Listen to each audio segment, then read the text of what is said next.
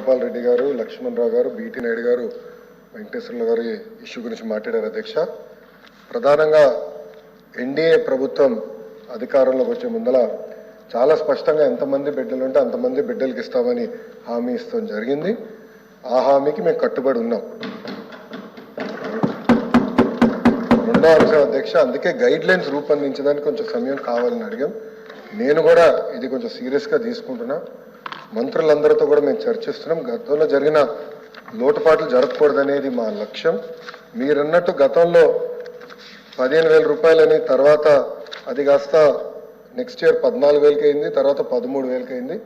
1,000 రూపాయలు టీఎంఎఫ్ అన్నారు, ఇంకో 1,000 రూపాయలు ఎస్ఎంఎఫ్ అని అది డబ్బులు తీసుకుంటాం జరిగింది. అంతేకాకుండా ఎలిజిబిలిటీ క్రైటీరియా కూడా మార్చడం జరిగింది అధ్యక్ష. గ్రామాలు వచ్చే గల 5,000 రూపాయలు నెలకు వస్తే ఆటోమేటిక్గా వాళ్ళు ఎలిజిబుల్ అనేది, 5,000 కన్నా తక్కువ వస్తే ఎలిజిబుల్ అన్నారు. అట్లా మళ్ళీ దాన్ని మార్చారు. భూమి కూడా అది కూడా మార్చారు. దాని తర్వాత ఎలక్ట్రిసిటీ కన్జంప్షన్ విషయంలో కూడా కొన్ని నుస్ఖలు జరిగినాయి. ఇంతేకాకుండా పాదయాత్రలో కూడా నేను అనేక మందిని కలిసినప్పుడు వాళ్ళు చాలా స్పష్టంగా, మేము ఇప్పుడు అప్పు చేసి ఒక 4 వీలర్ 4th హ్యాండ్ బండి కొన్నాం అంటే 30,000 రూపాయలు 40,000 రూపాయలు పెట్టి ఒక స్కార్పియో కొనుక్కున్నాం. ఇమీడియట్గా తీసుకున్న వెంటనే మా తెల్ల కార్డు పోయింది, దానివల్ల మాకు రావాల్సిన సంక్షేమ కార్యక్రమాలన్నీ పోయినాయని వాళ్ళు నాకు చెప్తాం కూడా జరిగింది. ఇది కూడా మేము డిస్కస్ చేస్తున్నాం. ఎందుకంటే గ్రామ సచివాలయం, వార్డు సచివాలయాలు స్వామి గారి కింద ఉంది, మళ్ళీ ఆర్టీజీ నా కింద ఉంది. మీ ఇద్దరం కూర్చుని డేటాని కూడా ప్యూరిఫై చేయాలి, పకడ్బందీగా ఇది అమలు చేయాలనేది లక్ష్యంతో మేము చేస్తున్నాం అధ్యక్ష. సో మీకు ఎలాంటి సందేహంలా అవసరం లేదు. అర్హులు ఎంతమంది ఉన్నా ఇవ్వాలనేదే ఎన్డీఏ ప్రభుత్వం లక్ష్యం. అది మేము సాధిస్తాం. రెండోది, ఇది బోత్ ప్రభుత్వం ప్రైవేట్ పాఠశాలలకు వెళ్ళే విద్యార్థులకి వర్తిస్తుంది. ఇంకో పక్కన పెద్దలు అన్నట్టు అధ్యక్ష, 2019 నుంచి 24తో పోల్చితే ప్రభుత్వ పాఠశాలలో సుమారుగా 72,000 మంది విద్యార్థులు తగ్గారు అధ్యక్ష.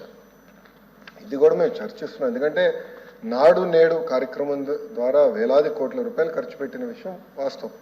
కానీ ఎందుకు విద్యార్థులు తగ్గారు? గత ప్రభుత్వం సిబిఎస్ఈ తీసుకొచ్చింది. సిబిఎస్ఈ మళ్ళీ బోర్డ్ ఎగ్జామ్స్ అని పెట్టారు. తర్వాత ఐబీ గురించి ప్రస్తావించారు. టోఫుల్ గురించి కూడా ఒక ప్రశ్న ఉంది, దాని గురించి కూడా మాట్లాడతారు. కానీ నిర్ణయాలు తీసుకున్నప్పుడు, విద్యా రంగంలో నిర్ణయాలు తీసుకున్నప్పుడు చర్చించాల్సిన అవసరం ఉంది. యూనియన్లతో మాట్లాడాలి, ఉపాధ్యాయులతో మాట్లాడాలి, అందరినీ కూర్చోబెట్టి ఆమోద్యమైన పరిష్కారం వెతకాల్సిన అవసరం ఉంది అధ్యక్ష. నీ జర్క్ రియాక్షన్ తీసుకోవాల్సిన అవసరం లేదు. అందుకే మీరు చూస్తే నేను మంత్రి కరెక్ట్గా ఈ రోజుతో నెల అయింది నేను ఛార్జ్ తీసుకుని. నేను కూడా అధికారులు చెప్పేది ఒకటి, రాబోయే సంవత్సరం ఏం చేయబోతున్నాం రోడ్ మ్యాప్ వేద్దాం, అందరితో చర్చిద్దాం, సంఘాలు అందరినీ కూర్చోబెడదాం, మాట్లాడదాం, వచ్చే సంవత్సరం నుంచి అమలు చేద్దాం. నాకు నచ్చింది కనుక ఇది ఇద్దాం, నాకు నచ్చలేదు కనుక ఇది తీసేద్దాం అనేది కరెక్ట్ కాదు. చర్చించిన తర్వాత నేను నిర్ణయం తీసుకుందాం అనేది ఒక లక్ష్యంగా మేము పెట్టుకున్నాం. పెద్దలు వెంకటేశ్వర గారు అన్నట్టు వాస్తవం, ప్రభుత్వ పాఠశాలలో అడ్మిషన్స్ తగ్గుతున్నాయి, అంటే ఎలాంటి సందేహం లేదు. ఒక పక్కన ఎన్డీఏ ప్రభుత్వం రిక్రూట్మెంట్ కూడా చేస్తుంది. మీరు చూసారు, దాదాపు 16,000 మంది ఉపాధ్యాయుల రిక్రూట్మెంట్కి మేము తొలి అడిగేసాం. అది మేము నెక్స్ట్ అకాడమిక్ ఇయర్కి మేము పూర్తి చేస్తాం. కానీ ఇంకో పక్కన చూస్తే దాదాపు 11,000 పాఠశాలలో 10 కన్నా తక్కువ మంది విద్యార్థులు ఉన్నారు. ఎందుకున్నారు? ఎలా అడ్మిషన్స్ పెంచాలి, నాణ్యత ఎలా పెంచాలి, అసెస్మెంట్ ఎలా చేయాలి, టెక్నాలజీతో జోడించి ఎలా చేయాలి, first grade, second grade, third grade pressure లేకుండా సిస్టమేటిక్ ఎట్లా చేయాలనేది కూడా మేము చర్చిస్తున్నాం. పక్క రాష్ట్రాల్లో కూడా ఏం జరుగుతుందో మేము చూస్తున్నాం. అటు ఉత్తరప్రదేశ్లో ఒక మోడల్ ఉంది, ఢిల్లీలో ఒక మోడల్ ఉంది, పక్క రాష్ట్రాల్లో కూడా ఏం జరుగుతుందో అందరం చర్చిస్తున్నాం. అధికారులు కూడా ఒక టీం వేసాం, వాళ్ళు కూడా వెళ్ళి చూస్తున్నారు. వాళ్ళు నివేదిక ఇచ్చినా నేను కూడా వెళ్ళాలనుకుంటున్నా.